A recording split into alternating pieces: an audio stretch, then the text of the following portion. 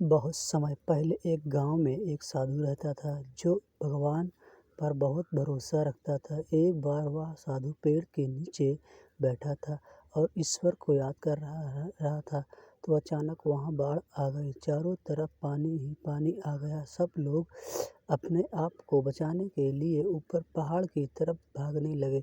उसमें से एक आदमी ने देखा कि इस हालत में भी साधु जी ईश्वर की तपस्या कर रहे हैं। वह सोचा कि ये अपने आप को बचाने के लिए कहीं जा क्यों नहीं रहे हैं। तो उसने साधु से बोला, अरे आप कहीं जा क्यों नहीं रहे हो, आप भी मेरे साथ ऊपर पहाड़ी तरफ चलो, नहीं तो पानी में डूब जाओगे। साधु बोले, अरे हमको क्या हम होगा, मैं ईश्वर की इतनी तपस्या कर रहा हूँ, मुझे कुछ नहीं हो सकता। ईश्वर अपने आप बचाएगा। धीरे धीरे पानी साधु के कमर तक आ गया। अब लोगों ने वहाँ से नाव लेकर निकलने लगे, तो उनसे एक ने साधु से कहा, अरे पानी आपके कमर तक आ गया, आप हमारे साथ चलो। तो साधु ने बोला कि नहीं, ईश्वर मुझे अपने आप बचाएंगे। और वहाँ नाव वाला भी वहाँ से निकल गया।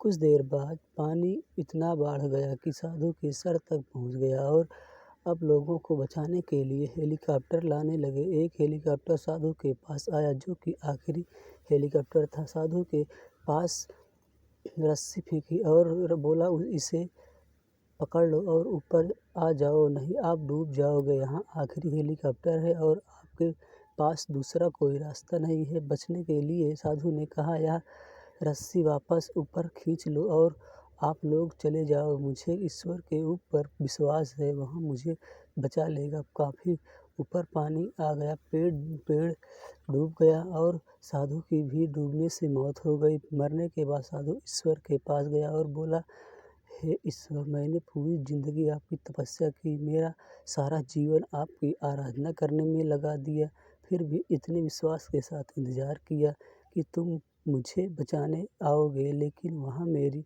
डूबकर मौत हो गई और तुम नहीं आए, ऐसा क्यों? ईश्वर बोला, इंसान एक नहीं 3 बार हेलीकॉप्टर आया था, वो 3 बार मैं ही तो था। पहले पैदल, दूसरा नाव के द्वारा और तीसरा हेलीकॉप्टर के द्वारा, लेकिन तुमने मेरा एक भी अवसर पहचान नहीं पाया।